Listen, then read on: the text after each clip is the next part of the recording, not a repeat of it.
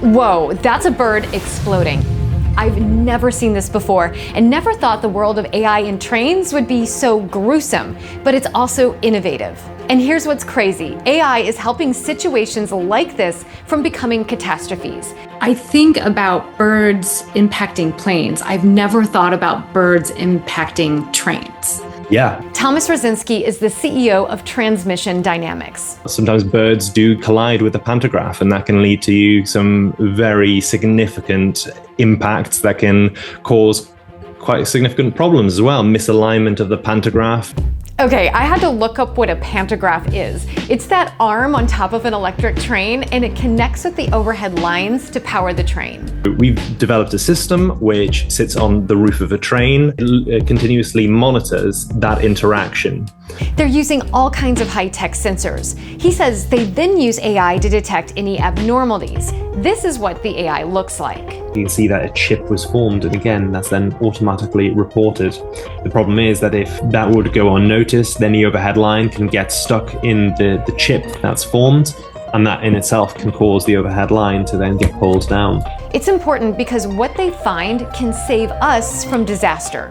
A case of vandalism, somebody standing on the bridge during the Jubilee weekend here in the UK and threw a very large wooden post, aiming at the driver, hitting the pantograph. So the maintenance personnel took the train straight out of service and repaired the fault before it could cause an entanglement.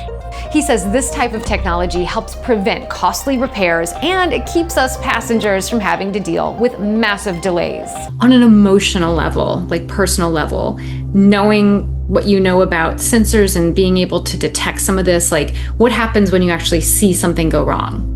Obviously, on a personal level, then, well, the first reaction is an emotional one, which is that, yeah, it's devastating. Train safety is something I myself think a lot about. As a journalist in the DC area back in 2009, I covered the aftermath of a deadly train collision. And even now, I pay attention to which series of train I get on, hoping that it'll hold up if there's a crash. When I hear about technology being created to monitor the rails, the trains, and the overhead lines, I get kind of excited because I don't want there to be tragedy on the tracks.